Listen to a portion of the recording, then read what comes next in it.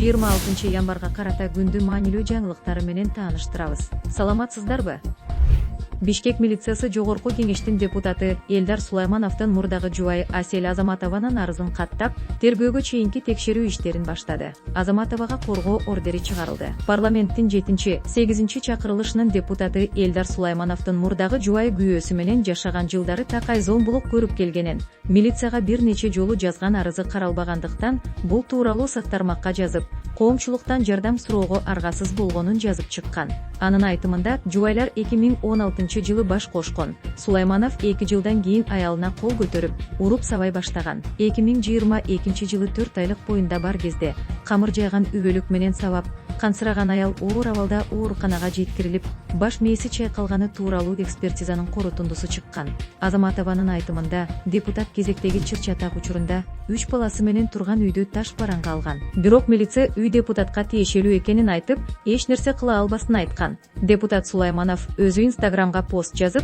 маселе көптөн бери уланып келген. Үй бүлөлүк пикир келишпестик экенин билдирди. Айтылып жаткан куру доомат билдирүүлөр бир тараптуу мүнөзгө бул үчүн укуктук баа берүүнү талап кылат. Эгер мен окуянын экинчи жагын толук айтып берсем, бүгүн мени сындап жек көрүп жаткан адамдар да ойлоно тургандай жагдайлар бар. Бирок мен буга барбайм. Ошондуктан чындыкты толук билбей туруп, жыйынтык чыгарбаңыздар. Учурда мага карата күнөөнү тастыктаган соттун мыйзамдуу чечими жок, деп жазган эл өкүлү. Элдар Сулайманов 40 жашта, мурда Ош шаардык кеңешине Ата журт Кыргызстан партиясынан депутат болгон. Андан тышкары бизнес менен алектенген. Мурдагы транспорт министри Нурлан Сулаймановдун баласы. Нурлан Сулайманов Бакиевдин бийлигинин тушунда өкмөттө иштесе, азыр Минкап төрагасынын кеңешчиси.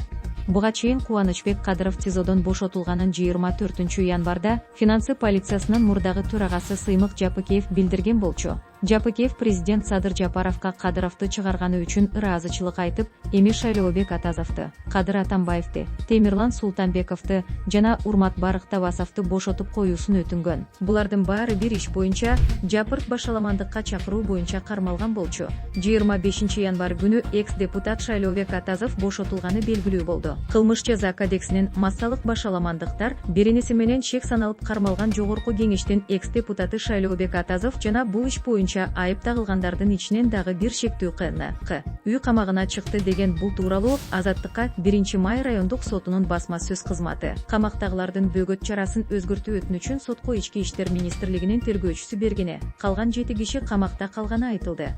Өзгөчө кырдаалдар министрлиги 26-январда Жалал Абад облусунун Алабука айылында көмүр исине ууланып, бир үй бүлө мүчөлөрү каза болгонун маалымдады. Каргашада 32 жаштагы эркек киши, 24 жаштагы аял жана алардын 1 жана 2 жаштагы кыздары чарчап калганы белгилүү болду.